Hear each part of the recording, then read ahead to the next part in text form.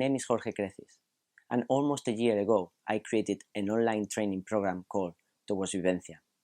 Like the best things for me, I did it without a second thought. Now we have an incredible community with people from more than 16 different countries. In this program, I share tools to train stage presence, but also how to listen to ourselves and to know what we really want and what we need to do in order to get it.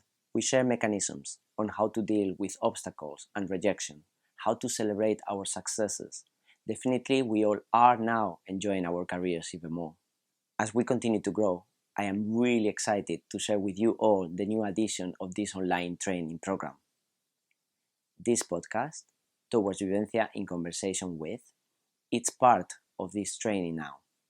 As part of the recording, we invite the participants of the online training program to take part of the conversation and ask questions live to our guests. But now I really want to share with you all the final editing, so you will find all the episodes in our website. Do not forget to subscribe to keep updated and to see who is coming next. We have amazing people lined up. It is my great pleasure to introduce the very first episode of this podcast, Towards Vivencia in Conversation with. I had the great pleasure to be talking with two people that I greatly admire in my own living room. It was a really nice conversation. I felt like with family. And we talk about how to manage your life on tour, how to manage your schedules in order to sleep better, what is quality for them and how they seek that in the studio and in their work, and what do they feel that is that magic thing of presence when they see people performing or they work with them. We talk a lot about playfulness and we had a really nice easy chat. Check out our website for more information about their upcoming workshops and performances. Without further ado, here is my conversation with Nader and Maria Campos. Maria, Guy, very welcome. Thank you very much for coming to the very first edition of Towards Vivencia in Conversation with. Okay. Thank you very much for coming today. And thanks for inviting. Space in your busy schedule. No problem. So for those who doesn't know Maria and Guy, I'm gonna give a little introduction. Please stop me if at any time I made a mistake or something is not correctly spelled or said.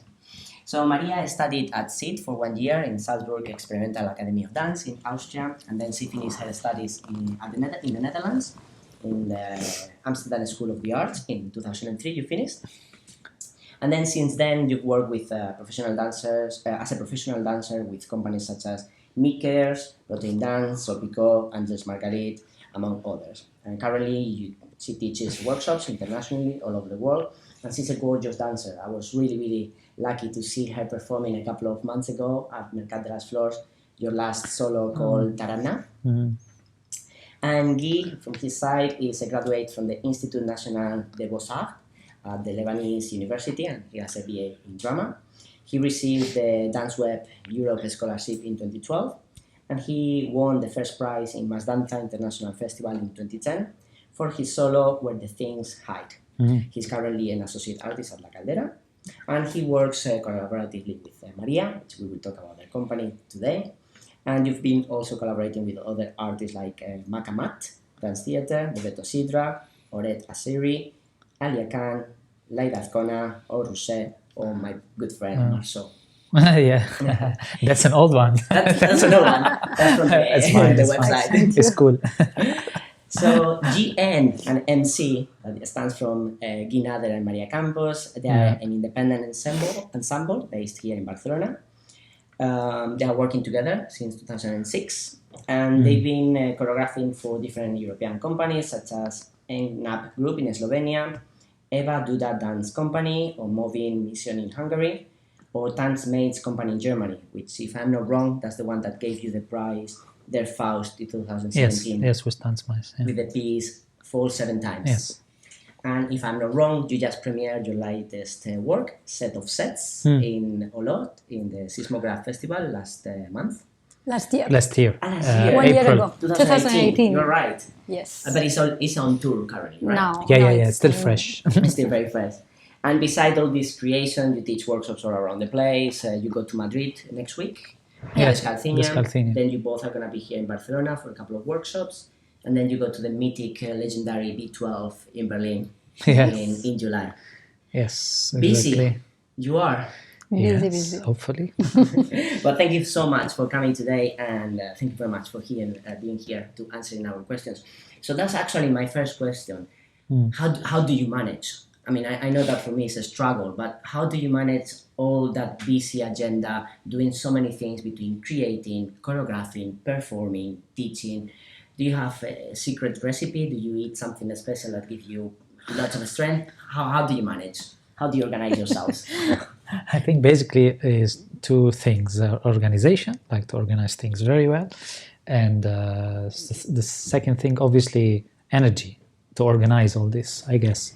Well, we're still, I mean, hopefully young and with energy, and I think it's the time now to just keep on going and keep on working, and of course we say no to many things, so we take things that we are interested in, or things that we think also it's very kind of attractive for us, because it may us somehow also grow, no, in some of the projects that we decide to take, no, working with other companies, other dancers.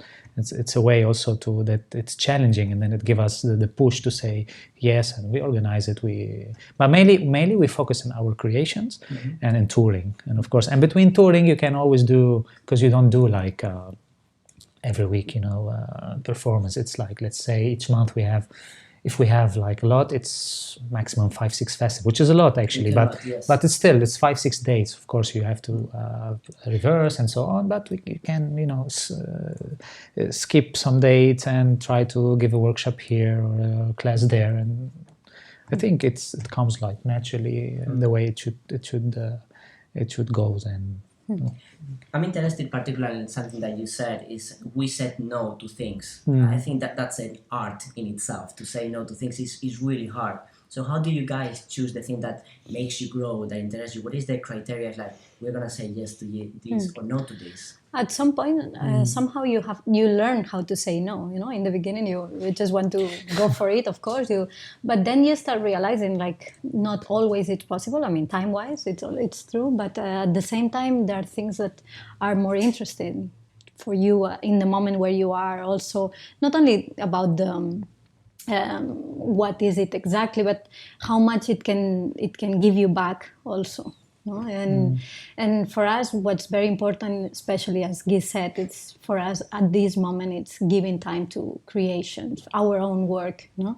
And sometimes we got like invitations to go and create for other companies, which we are doing a lot. We have been doing, but at the same time, somehow we realize, like, not always it's the time to do that. Also, like, mainly we had to learn to say, well, until here, because also in the end it's a work that it's very good that it creates more and more, but at the same time it's a learning process for us as well. Physically we have developed so much, and somehow if you really want to give also a certain care to the work as well, you also need to give yourself a bit of time as well, to don't push it so hard. And one of the things that for us is very important in the end, it's this quality time. There's two kind of type of no. There is no because there's no time. More 24 hours. Yes, it's simply, I mean, in that sense, which I mean, like the volume of work is a lot, which is okay, nice. But also in order to enjoy, these, what you already have, and there is no time for other things, you say. And there is another no that it's just mainly because you want to give the time that deserve the thing, because if not, you just, you do just for doing, and then it's a bit mechanical, and you don't really enjoy the process. So that's why you say no, because simply you want to give it the best, and to give something what it deserves, you need the physical time that sometimes is not there. So it seems that it's very, very important for you too, because it's been something that you've both highlighted, quality time for that creation. So can I ask you a tiny bit more concrete, what is that quality time? How does that manifest? Yeah. And how long? Well, I guess especially is to in general what we propose in general speaking, in our creation, sometimes in workshops, in also working for other companies, we propose mainly physical tasks that they really need the time to you need to invest time to take this task somewhere that is at the end of the day very interesting to do and to see at the same time. So it's a lot of digging into those tasks, and we know already from our experience from working together for so many years that these type of tasks is really needs the time to grow and to be worth kind of to watch, because they need to achieve some kind of a quality that sometimes dancers in general, I mean, of course, we always say we are trained to do. We are trained to make the movements, or to create movements or material, or to dance and to do forms, let's say, somehow in some way. But the text that we use, they really need the time to give them to the dancers, and that they really have the quality time to take them somewhere else. No, I'm repeating a bit myself, but in a way, like, it's what we work with is weight. No, we work with this idea of weight. No, which could be conceived in many forms. No, or weight. No, weight. The weight. Actually, one of the things. And this is something that's very just you need to allow. It's not something that you say, okay, give weight, or I mean, I'm talking generally weight, because what is weight, and we deal with it in a very specific way. But the way we deal with it, it takes a lot of time to deliver it to the dancers. That's mainly what I wanted to say. Yeah. Yes. But I would add, in the end, it's true that we also give a lot of time to explore, to understand what it is that we are searching for. So somehow what we try is to, even in our creations, or when we share in, as you said, no, workshops or other companies' work, we try to somehow bring our let's say a vocabulary, a language that it's not it's a common ground of understanding. Where is it that we are moving? No, where is it that we are coming from? So that also, because in the end we don't give movements itself, but we work with principles, with physical principles that already exist. And it's true that our work, mainly in the last few works in the group, more group pieces, we are working with the idea of partnering, and I mean through the actual contact. No, so there's something very concrete about this. And one more time, then it starts to understand about what does it mean weight. No, in the end of, so it's a lot of how it's not how you deal with your own movement, but how you deal with another person.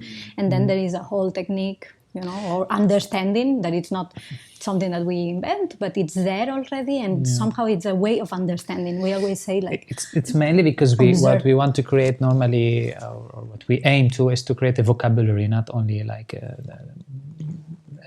movements or material, with all the movement material and the material and the whole situation. It should respond to the very specific vocabulary that we try to, and if we don't give the time for this, I think it becomes very formal. Yes, it's very risky. It can become like keep on the surface, no, and we are not interested in like formal kind of type of movement or situation. And I guess the time, it needs to be understood in many different ways, how you give the quality time for creation. I guess that you have a time to think about the creation before you get into the studio. You have a time to nourish yourself from other aspects, and you have the time to work with the dancers. So I read that your solo, it took between 2012 and 2014 to be made. I understand the situation. For me, it was 3 years, the latest solo, so I understand that. How long it took you to do set in those three aspects? How long you were preparing for it, and how long it took you to create in different moments, and how long you're going to be touring this piece, which is the three aspects of a life, of a work. Actually, we started our first, somehow, the residency we did in Brigittine's in Belgium. It was 2017, 18? Yeah, 17, and end of 2017, where we, as usual, like we first decide whenever we want to start a new creation, we go, both of us, let's say, the image is like close the door and the studio and just like, empty yourself, also like just to be away. And we like to do it normally outside of where we live, let's say outside of Barcelona. That's why we did it, for example, Le Brigitin. It was August, I think. No, it was April. It was, I don't know, I can't remember now exactly, but it was a period that there was no one there, and we took it actually. They asked me, like, I said, okay, this is, I said, but there will be exactly, that's why they said, but there will be no one there. I said, better, it's good, you know, like we just need to sleep and be in the studio. So it's somehow and that was the two of you alone. Yes, and we really were alone, you know. We didn't know so many people that at least they were there at that period. So, and just we were basically thinking, reversing, trying things. In a residency like that, you wake up and you have a breakfast. Yes, I was interested because not many people have breakfast. No, we have a good breakfast. We believe in breakfast. I mean, for us, mainly we work a lot in the studio. It's a big part of the work is in the studio, actually, and trying, no? Of course, a good warm-up is very important. Also, yes, I mean, we are dancers also. At the same time, it's very important to say that we dance in our piece. Works, Although it's very hard sometimes, especially for me, because I step outside. I have to step outside a lot, but it's fine. I always manage also to be inside. And so that means that we really work with those physical tasks. We are very concrete. We are very like, we try to be down to earth with whatever big idea, or I think all ideas are interesting, or all ideas you can go deep, no deep, you know, you can touch the surface. But whatever it is, I think what we try to do is to really like go and to get rid of all the blah blah blah, or all the like, and really go into how can we go very specific in one movement, like to go kind of a synthesis, say, like into what is it exactly, and then we start to touch something very concrete, because there was one moment, I mean, not one moment, but there was like once when we were in Premis de la Critica, someone said, it was Jordi Sora, which I adore this guy because you know him, like he's critic, and he writes about dance, and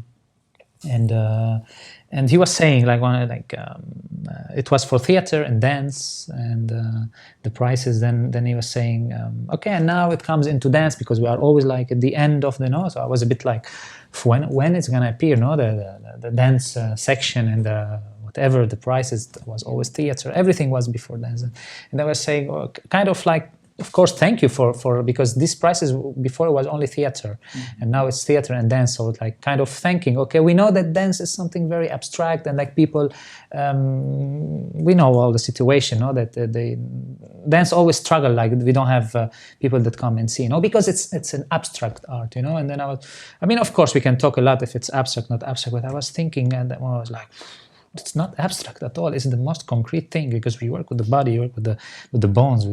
It's flesh and bones. It's you cannot fake it. You're there, And we take so many time in the studio, dancers, or because I used to be also an actor, and I'm not comparing or saying which is better or wrong or not wrong, but I know dancers, we work really a lot and hard, much more than any.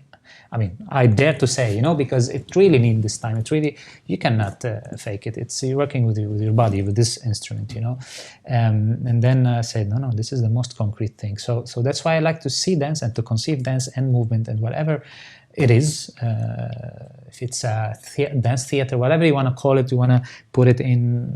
So I say it's concrete. It's concrete. It's for me. It's not abstract. That's something that I really insist on saying. So that's why we look for really concrete things, and I think that's when we really communicate also something very honest and something very real with the audience. Because somehow they don't know exactly what it is, but they kind of understand without the need of understanding. Because dance suggests we don't need to be explicit about things. I mean, in my and I guess seeing your work as well, and seeing some of your previous pieces, talking about weight, it's something about gravity, that everyone experiences gravity in their daily life. So through experiencing gravity in other ways, you can give also that experience to the people who are watching you. This is very concrete. So thank you for that. I'm gonna take that as a very concrete.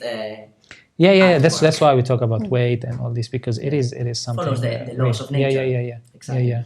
So you told us a little bit about when you work into the studio, how the task, what is your approach to that physicality.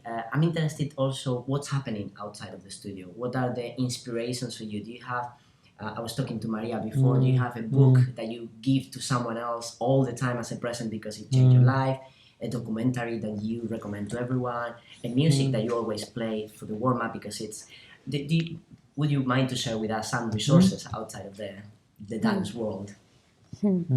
Well, I mean, in music, for example, one of the musicians composers that I discovered, of course, like when I started dancing contemporary, it's of course Steve Reich, yeah. and then of course Rosas has used a lot. And for me, it was one of the works that I mean, minimally. In the beginning, I was somehow very fascinated about this amazing simplicity somehow, but that accumulates, and at the end it travels. You know, like your mind goes somewhere, like almost a trip, no?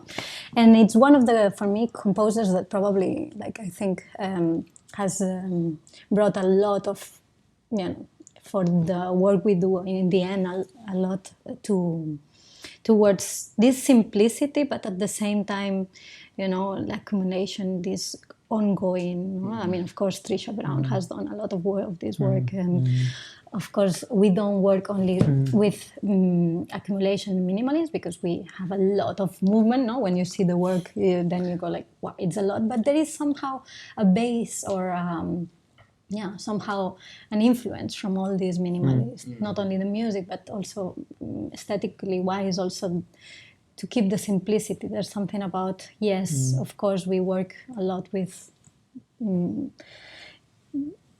the idea of, keeping, to be able to see movement, you know, in the end, to be able to see what is it, you know, and then you take away the things that are not needed. All the other effects. All the other, it's only about, but well, I wanted to say, I think there can be many things and that could inspire or could influence, a book or even like sometimes physics, or principle. Like, for example, we are very inspired by the idea, the gravity and so on, and the idea of weight, time and space, all these elements that they actually, they are, I mean, time and space is a big theme and it involves everything, no?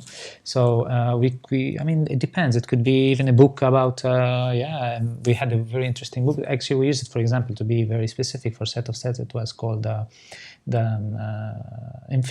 it's about infinity. What was exactly the name of the book? It's very scientific. It's it's about, actually it's called different approach to infinity. So you have like different approaches. Actually it was a book of, I don't know, 200 pages, and maybe each 2 pages it's a different approach. So it's a bit like, overview, like it's like, for example, But for me it's not only about the book or not about which book. I mean, of course, for example, if I want to also be specific, I'm talking generally now. It's for me Albert Camus, The Myth of Sisyphus. That was when I was studying theater. I remember the day that I was reading the book, I was like, something was like, wow, like there to say like, changing, I don't know, me or like making me understand. I was young, of course, and like when you read something like this, very existentialist, like, so I was doing theater, and very young, like I have to say that this book stayed like somehow also as I wanted to do it exactly like as a result, as like a piece or something that is based only on the myth of Sisyphus. Also for this fact, that I just liked this book, and it made me change so many, parameters of the way I think about life even, and then hopefully with 1 year ago with Tanzmais we did another piece called Impetus, and it was the time that I said now is the time to do this the myth of Sisyphus, and it was based on myth of Sisyphus. So because we also had the possibility to work like with scenographies. We build like what in Sisyphus is the mountain, let's say. I mean, it wasn't exactly a mountain, but like an inclination and all this. We created like a cycle, no? How because he pushes the rock and comes back. So we were inspired, for example, specifically by this book, no? And sometimes I think what makes an identity of a piece are so many factors. Sometimes even you don't think about, because the fact that you invite dancers that they already have their own identity or their own way of movement, and then when you put them in the same kind of you try to codify, no, the vocabulary that you try to set, no, and with your dancers, and then you see like how everyone could kind of perceive it and put from himself or herself something, you know, and then you get surprised with so many like identity of the same idea, you know, and then somehow all this shape will shape your performance at the end.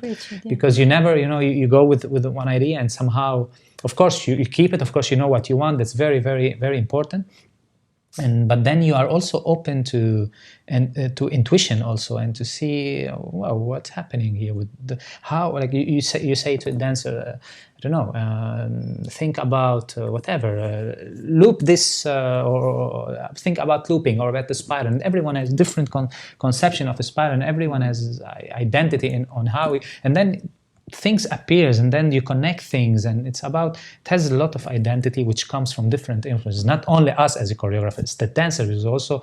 We don't do like, you know, like teach movement and this is us and this is okay, you do. No, it's we are absorbing from them, and they are absorbing from us. So it's a whole new identity that somehow start to appear, and you have to be just like instinctive by catching them, I think. And it's a very magical moment, isn't it, when almost the piece takes a life by itself, and you just, as you said, as a choreographer and director, you need to be very aware where it's going to catch it. So we are gonna get back to that, because it's I'm very interested. But Guy was telling us about the myth of Sisyphus. That's something the myth somehow of Sisyphus changed his life when he was reading. And as part of this environment towards Vivencia, we are very interested in those moments that somehow marks a before and after. And this is in the training methodology. That's something that we are trying to replicate by ourselves. But before we go into that as replicating by ourselves, Maria, do you have also a book, a moment, a class, a teacher, something that you remember that like, wow, that marked a before and after in my life, an encounter? I mean, of course, the moment that I understood weight, that was for me, you know, one day suddenly I understood what it meant in my body, weight, no? And that's very important. You know, because I did a lot of floor work, I had done a lot, you know, of course, swing, well, whatever, but one day you understand it in your body, and that's key, you know, for my work.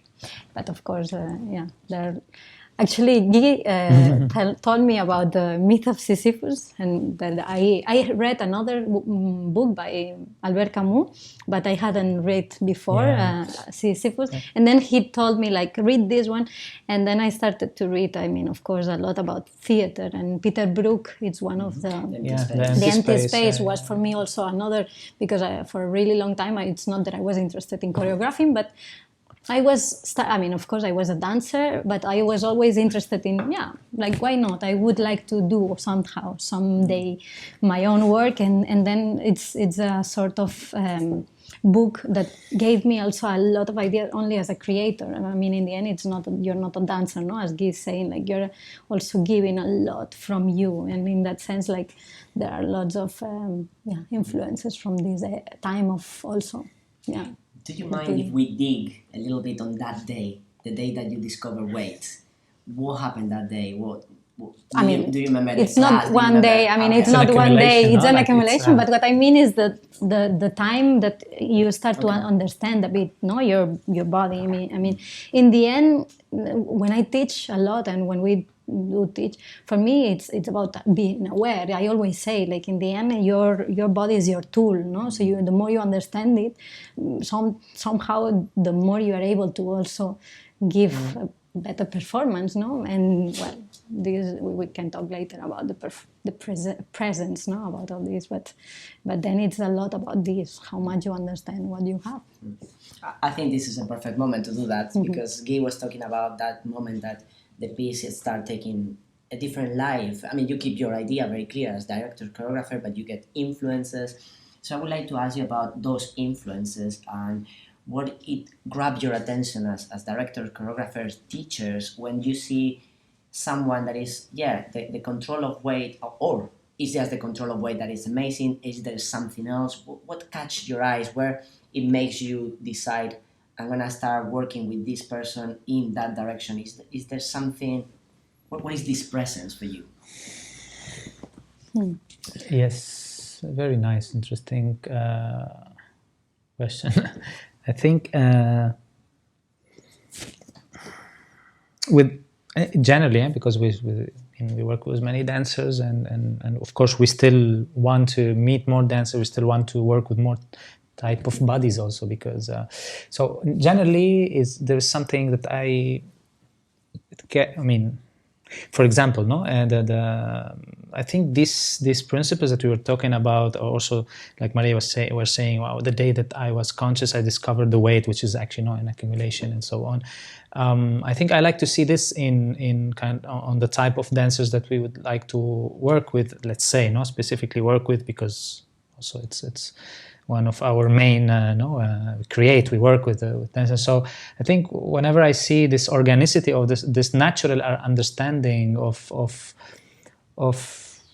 kind of everything, of the locomotor system, let's say, and how, I don't know, there's something that that you see, you sense, maybe at the beginning is instinct, because you don't know, like from 1 or 2 days, I mean, you could like, because it also happened to us, like you could see someone that you like, you could say he has a presence or whatever, or wow, he's a good mover, whatever. But then maybe later on we work with those specific persons, and then it didn't work really, because so it takes time. So I mean, it's not like about just always about instinct, about seeing. You have to start to know the people in the studio and so on. But generally, yes, I think it's about this organicity of moving. And also I like when dancers are really completely into what they are doing, so they are not looking to show you anything. If just like they are really,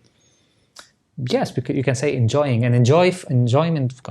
You say enjoyment or joy. It's not about let's enjoy and like let's let's. It's not like being in the disco, no, which also could be, but it's about being in the moment and in the present, being with your body and just being aware, and you are kind of connected to the space, and the space is connected to you, and you just move the space. And I like when I see dances that the kind of this. I don't know if the space is moving or they are moving the space. I'm not trying to be here poetic, but it's really like that's. I mean, that's how I conceive it somehow. Because sometimes you see a lot of dancing, a lot of blah blah blah, but somehow the space doesn't take any volume or any shape or any. I don't know. And then there are some other dances that you just. They take you with them, no? They take you in the space, and the space move with them. So, did I answer? I don't know. I mean, like, is this a bit? Maybe I went somewhere else, no? Because you were saying. I think you answer. Let's say it this way. I don't think I have an ulterior question to complete your answer. I think it's very complete for me, and I like the idea, the vocative. I don't know if they're moving or is the space moving. It's very clear. Marianne, for you. Well, I mean, for me, it's mainly, like, it depends. No? I see, like, amazing dancers that you go, like, why? I don't know, just because probably the same, I would say. But it's about the presence in the end. For me, it's just being. I mean, that's what I understand about presence. It's not something you have to do. We always say also a lot, we talk a lot about this, no, in the end. And it's one of the things that I learned, like, you don't do. In the work that we approach, you don't do weight, but you just allow it. There's something about the weight. You don't do that. You fall, but you just fall. There are certain things you cannot do a suspension, but you just suspend. There's a lot of physical approaches that we use in dance that you just have to experience it, and it's not about moving, it's not about doing, but it's about allowing. So we talk a lot about this sort of state, and one more time, for me it's understanding, for me it's being. It's just like how much you understand. And then of course aesthetically wise there are things that I enjoy more than others, which it's true in the end. maybe because I do like this organicity also of the body, even though I really enjoy, for example, all the virtuosity, all these more explosive work that we have been, for example, exploring as well in our works. No, we are exploring lately also the fact that you're working with a bigger group. It allows you also to explore a bit more the aerial, and there is a lot of amazing dancers that they also can do like more explosive work and all this, because in the 90s we worked a lot through the floor, and of course the verticality it's very much approached. But what happens with all this aerial, all the the level above our heads, that maybe in circus they have done a lot of work, of course, because it's more the aerial work. But in contemporary dance, or at least my approach, I never did so much, and somehow it's a big moment for us to when you have a bigger group, to really explore all this. And somehow this added, of course, to the idea that we work with somehow an organic way of understanding the body. So, but this exploration of this is not just not to confuse about the idea of circus. I mean, I like circus, but it's not about searching for the effect, trick. because circus is about the effect. Even though like nowadays we have a different type of circus, no? The contemporary circus is nowadays is amazing, no? It's even like it takes more from dance and more from it's open, no? And obviously, and but what I mean, like we don't look for this, because this comes throughout the exploration of the quality of the movements. This is a result because we are lately also very interested in working with the group dynamics. So it means like we are using a bunch of people, like it's a group. So this group allow you to use another surface, which is not only the floor. They become the surface. They become the group of people. They allow you as an individual to have different surface. Like it's a kind of not even 3-dimensional. It's more than 3-dimensional. You can push everywhere. No, they can really be for the sake of that the individual could go somewhere that he cannot go by himself. So this 3-dimensional, let's say, floor that the group creates, and that out of the movement vocabulary and the quality also allows another level that we are exploring a lot lately, no? Thank you very much. It's actually I want to thank you personally, because it's very refreshing to hear two artists, choreographers, so articulated and so well explained and with such a clear idea. So thank you for that. So that takes me to the next question. Is this something that you've been born with, or it's something that you develop over time? Because being in front of people and telling them, giving them tasks, giving them directions, directing them towards your idea, it's something that it's very challenging for many people. Were you born with that clarity and ways to explain it? Something that you've been not at all. I think it's that's what I said at the beginning. Is I mean, things happen, and as I said, same as when you go to a studio, you have an idea, and also in life, you have like you never know what's. I mean, if you know, then you are genius or semi-god or whatever. But we're not. So things happened within working, being in the studio, take time, and really being honest in the sense of like enjoying and wanting to do what we like to do. And maybe because we were two, in our case, like we kind of met on kind of a common ground or common tasks, and we were like enjoying them and exploring them and seeing within these tasks and within our kind of practice the possibilities that these tasks or this encounter can bring into more bodies or other bodies, because everything started like as a duet, solos, and then we realized that maybe it could be more not more like at least explore with more bodies, and then it started to happen. So we went already.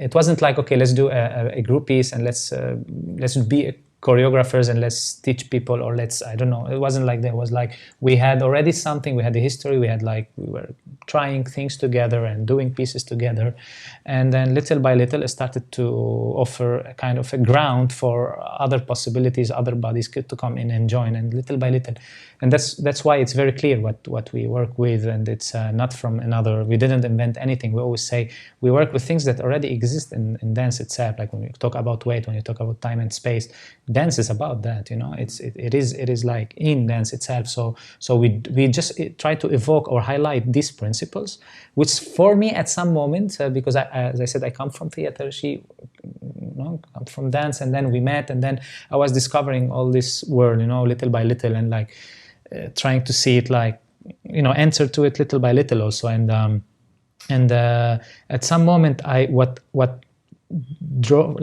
made me go into work into dance, like purely with dance, was actually the fact that I was fascinated by the movement, and not only by the practice that the dancer could do, like going to classes, see the dancers, how they work, I was really fascinated by that. And then that was what attracted me there. And then suddenly when I decided to come in, I was seeing like this is a kind of being not disappearing, because it's always there, but like I was seeing so many approaches, was really ritual also to see, you know.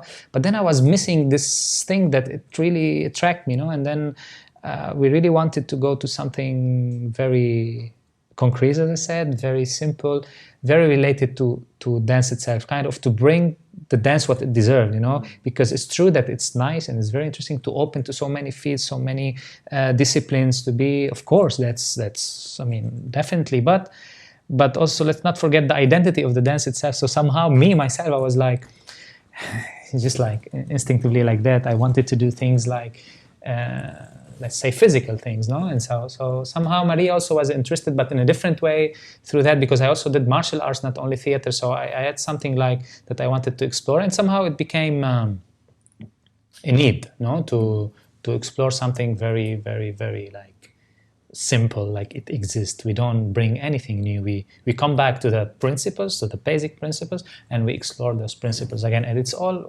that's our work, actually. I mean, of course, there's so many layers, and you find out so many other things that kind of layer your work and layer this approach. But it's basically and mainly this. It's about this, and that's what I like about dance, actually. Thank you. Very, very clear. So I have one more question for you before I pass, because we have a couple of questions from other people. Yeah, sure. Before we got that. It is amazing to hear you with such a clarity. Your work is very defined, not only in this conversation, but before on the phone we were talking about the objectivity of the body. We worked with objects before, from winning an award in Mas Danza to the scholarship in Dance Web, and now traveling the world, touring, creating, having lots of opportunities. I guess, and I'm only guessing, that this path has not been a straight line. It's been lots of pitfalls and downfalls and difficult times. And I'm not that interested in those moments, such as more I'm interested in how you come back up, how there are those moments that, because in dance world, many people are going through very difficult times, people who went through many different auditions doesn't go through, or funding that doesn't come through, or performance that get cancelled. I'm interested in people like you who has been for so long, and you keep having such a successful career. How do you come up from those kind of difficult moments? Well, we passed through a lot of difficult Fall moments. 7 times, stand up 8. Actually, Yes, that's the say. There's say. also a piece. What is the say? Fall 7 times, stand up up 8. Which that's a Japanese say. It's a Japanese or Chinese say, and actually it's about this. I mean, in the end, I do believe in work. And of course, it's not something only like you go against your head. It's true that I said like, well, I give this year a chance, and well, it happened. No, it was good. Okay, I kept on going. I was like at the limit, you know. But somehow, I mean, yes, I do believe that, you know, with work, with time, it's true that in the end we are two. We have a lot of give and take. You know, it's something that you collaborate, you continue going on. Yeah, there's many factors. And that's, of course, there's a lot of factors. But for me, the most important thing is work. Believe in work and believe in yourself as well. No? There's something about confidence in a way that it's very... And of course, how lucky you are also in this path to receive information, to be there in the moment, I don't know. There are lots of factors. But in the end, it's also a lot about... keep on going. Keep it up. I'd like to ask you, because you mentioned I gave myself 1 year. Can we know you gave yourself 1 year for your latest solo, for the work? No, it was a period. I mean, the crisis came in. Well, came. It was like really long ago. When we started. But that's when we started, crisis, and then at some point, we were like, oh my God, we are not really. We were working a lot, and we were like really, really hard. And that's when we decided, let's not do another duet. We were like, no way, we cannot do another one.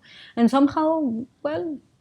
It's like when it started actually for us to also go somewhere else, as well. Like in the end, it's not like, okay, I'm not gonna stop dancing because I'm keep on going, but that somehow like, well, at least something that you it was a moment that I really needed a change, and in that sense, we were lucky. And it's a sum of many factors. I mean, also you could be working and doing it well, but there's like this luck factor, no? But also luck by itself is not enough, no? So it's a sum of many things. I don't know if luck, whatever you want to call it. It's like saying, I don't know. Also, it's like, when it's a stupid example, but it's like, why I don't win the lottery? But you don't buy the lottery, Also, you have to do the effort, to have a bit of money, and then you have to do that. Maybe someday, maybe not. Maybe not. So I think it's like everything. But it's true that in dance, because there is less money, there was like, as I said at the beginning, the less on the list, no? Yes. And there is less money, there is less opportunity. Simply, it's like this. But it's like in every field, in every, let's say, generally speaking. But of course, dance could struggle more because simply there is no money for. I think if there would be money, there would be more interest. I think people would have more opportunities also because, I mean, we basically started to feel like it's going somewhere when we started to have honestly like not only this but like co-production money, like from it was something serious. There is money. You can simply work with the people that you would like to work with, and that means a lot, no? And if not, I mean, of course there is so many, we were in so many other projects also that also allowed little by little, it's not only about money also, no, all the time, but because you go little by little. No one would give like bam, but it's true also sometimes it's simply this, give you the opportunity. How can you take the opportunity? I don't know. And Maria, very general what I said, something but, that I think is very, very important for people giving you the opportunity, somehow believing in yourself, in what you have. Just the last question before I go to that one, just following this, how do you get there? Well, I mean, in the end, it's again, it's chance, no? I think also in a way, like, I mean, to believe in yourself. How do you get to believe? How you go to believe? Well, how do you get there? How did you get there? I mean, you just have to. Why do we do this? In the end, and not another thing. I mean, this is something that. How do you? Like, you have to.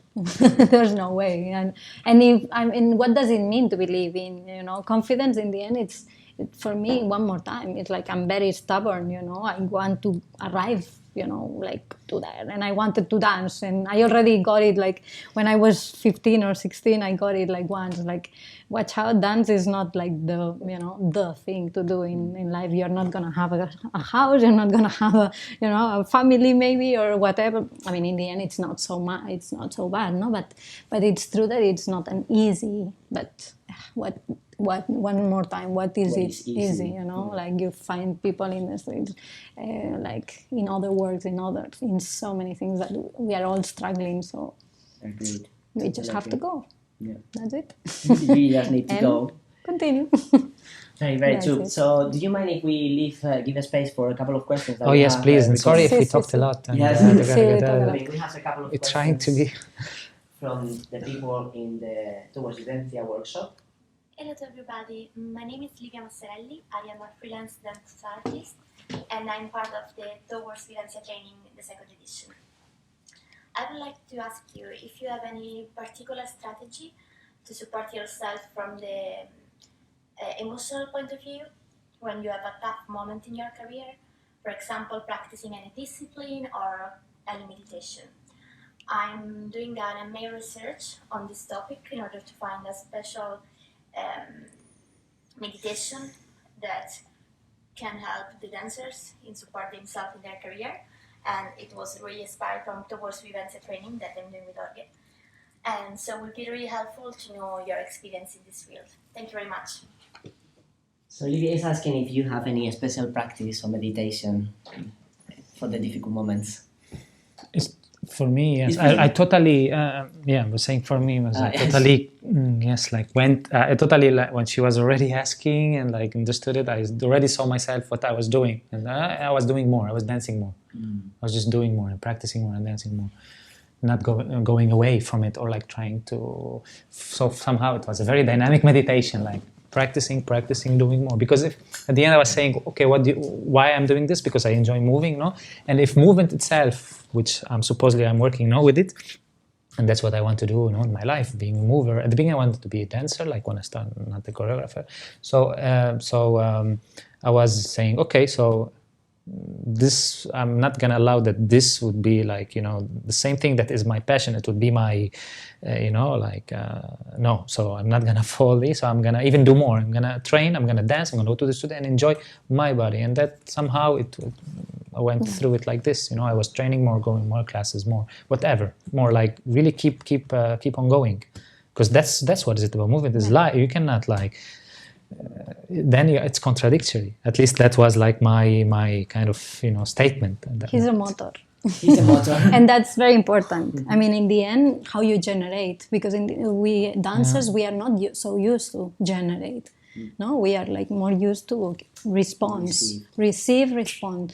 But and that was fascinating for me when we met, because I first asked him to do a duet with me, a project with me, and I was like starting it, and then afterwards we kept on going, and of course he was always like more generating, afterwards, but for me it was one of the things that I realized, like generate in the end. And it's not about generate, it's not about doing a lot of pieces, sometimes, but yes, it's about researching, it's about, there's so many things to do, also in life, even a hobby that you like, that can be also very useful. I mean, of course, meditation, it can be also to bring back, also to bring yourself somewhere. But for me, in the end, it's about absorbing. It's about continue to eat life, to go on. Thank you. Let's go for the next one. I think I have two more, and I hope we answer you. Livia, I don't know if you are in the streaming. Did they answer you?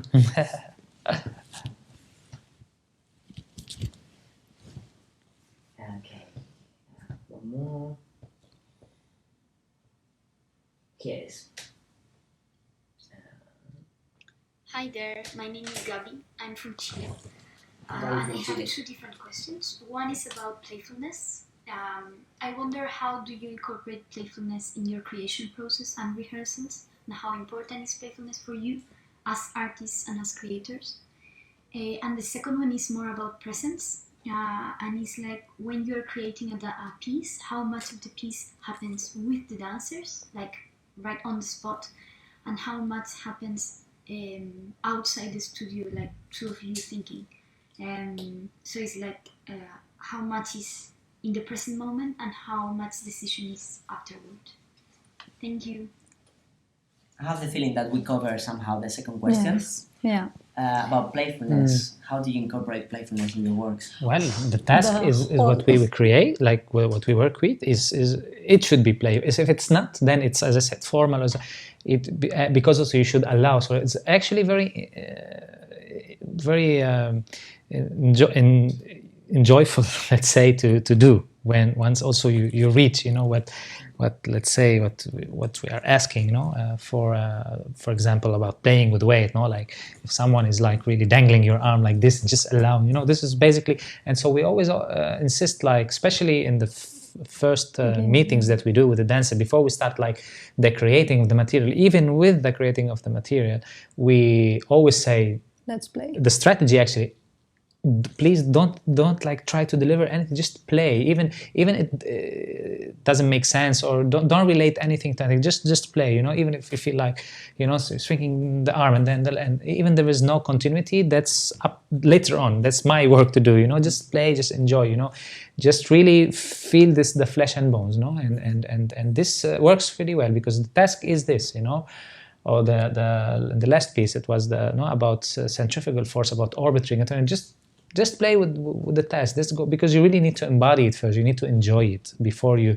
How could you create with some? It's like it's like learning a language. First you start to learn the A, the B, the C, little by little. And it's kind of the same. Accumulating, with this playfulness, and actually it's really interesting. I found because she asked another question maybe, but I related about the fact of what is the presence, she said, and I think it's connected, because I think presence for me is not about like who has more charisma, who has more. For me, it's about, I'm talking let's say specifically in dance, it's about really being in this playful moment, even when you have set already the material, even if it's finished, and you have to always find the strategy, later on also as a performance to keep it alive, to keep it joyful for yourself, and I think that's presence also, because you are fully into what you are doing, and that's what makes me, I don't know, it's magical even, that to see someone really like truly involved and connected to what he's doing by keeping this playfulness and not being mechanical in what it, not being only, okay, I just reproduce, This is actually also a question that also it's very, how can you reproduce something, what is the difference between producing or reproducing, something? So it's kind of in the same, let's say, it's layering a bit this topic, So for me, it's kind of connected. This is something that I'm personally fascinated about, the difference between presenting something that is happening in the moment or representing something that happens in rehearsal weeks or months ago. It's just, and I totally agree. I think playfulness is one of the keys to do that. Do we have time for the last question? Yeah, sure.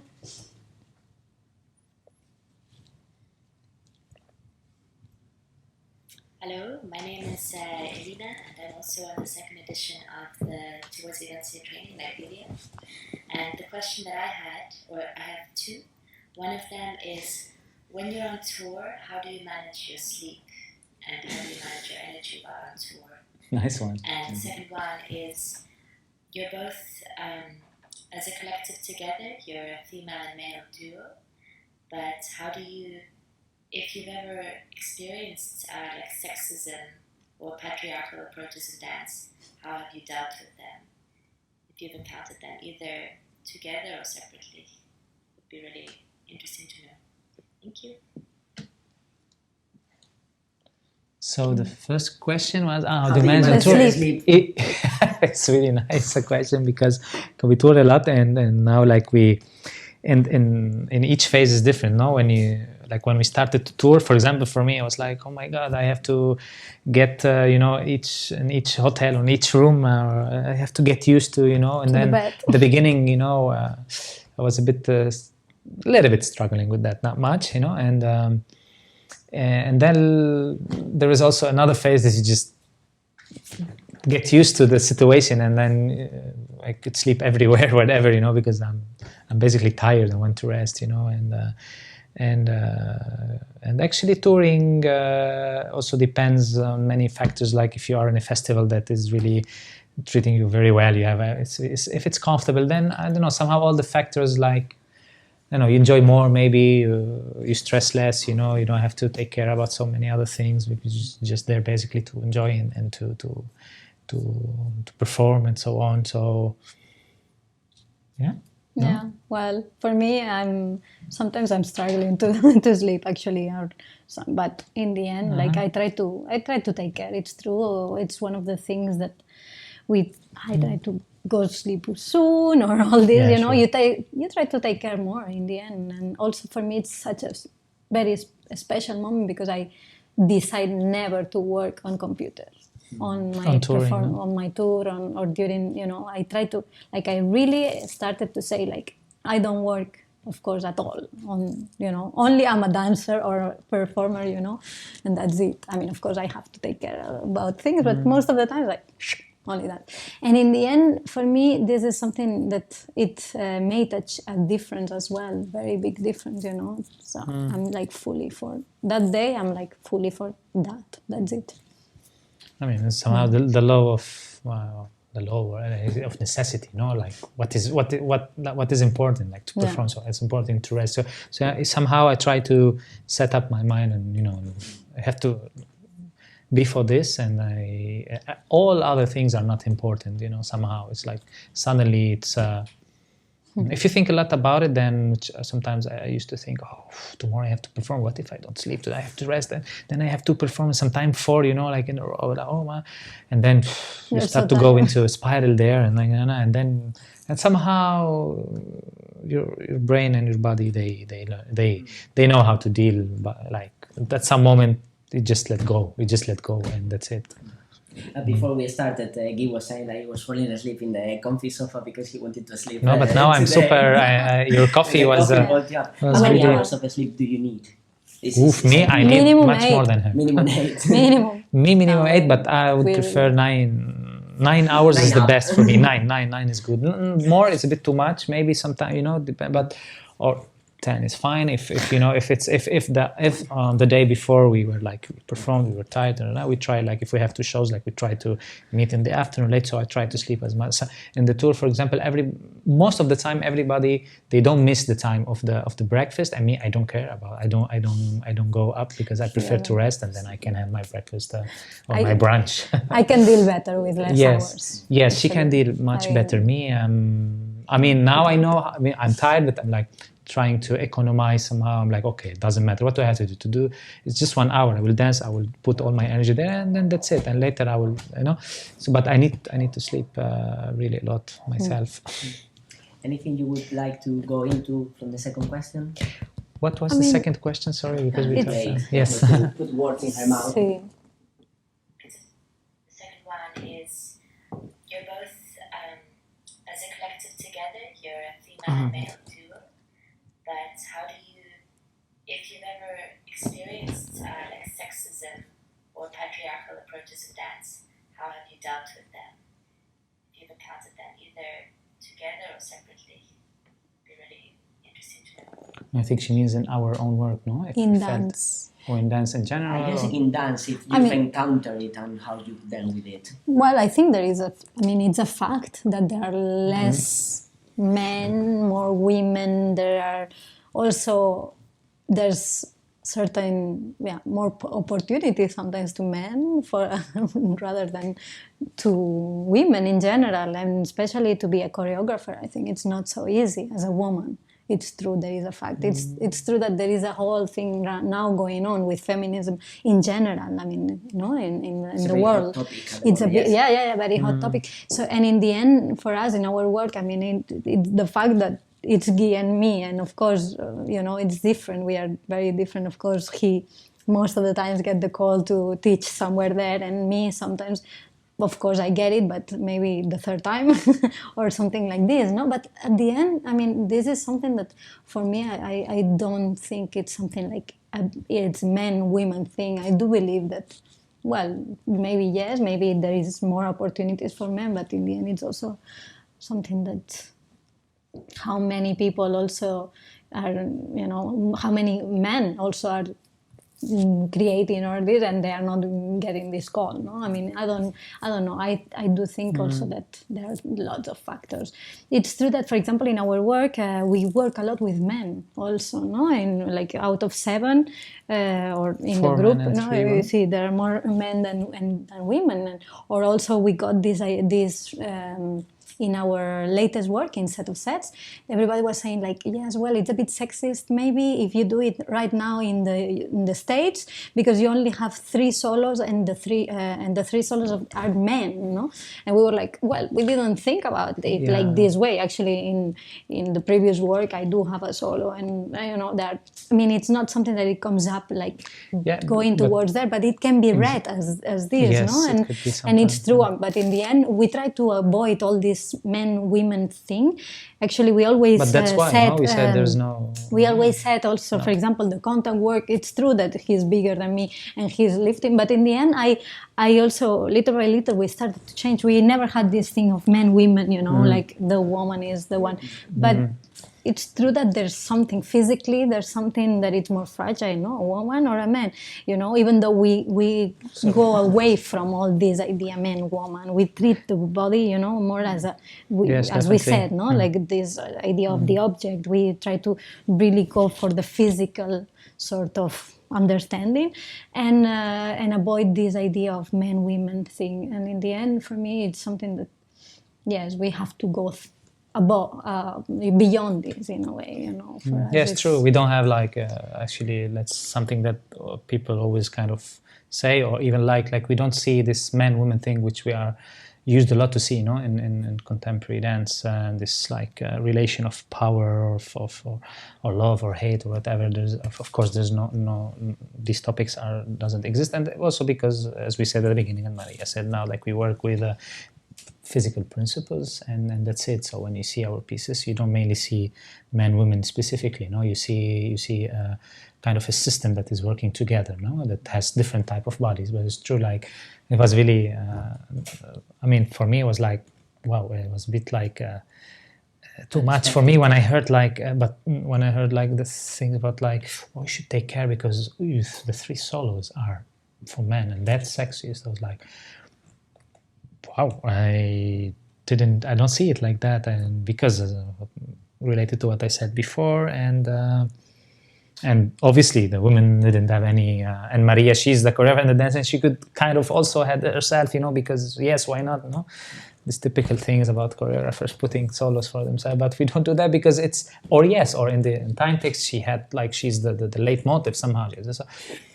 And it depends. It's not something that but it's tricky nowadays. Also, you should kind of realize, yes, it's not for granted. Sometimes this thing you should oblige yourself somehow. That it's a question, not to think about that or not. Because also, I have no problem with this topic of because we are a couple working together. Everyone does what they has to do. So it's a long discussion, I think, because it's not easy also to I would say things. That it's a long discussion for another time, because I've enjoyed a lot having you here, and I hope that we will have another chance, and it would be amazing to go deeper into this idea of gender, object, sexism, patriarchy in another time. But I think for today it's enough. I could continue here for a couple of hours. I've been really really nice talking to you. I've been us too. Yeah, we enjoyed it a lot. Like family, just talking around the table. So thank you so much for your openness, your answers, your time. Thank you. I know that we have workshops in Madrid next week. Yes. I know that you have in Barcelona in a couple of weeks. In Villanova, next one actually in the 26th. And then Nader in Paris. Yes, I'm also teaching in here. Also, available body in the technique, as well in Barcelona, and then B12. And then B12. And then Agitart, and also Agitart, in July. We will put all the dates, all the possibilities, where they can find you: Instagram, Twitter, Facebook, all those things. Yeah, it would be good. And once again, thank you so much for your time. Thank you, Jorge. It's been a great pleasure to have you here. Yeah, it's a nice project, nice one. Thank you very much. Thank you, Jorge. Thanks.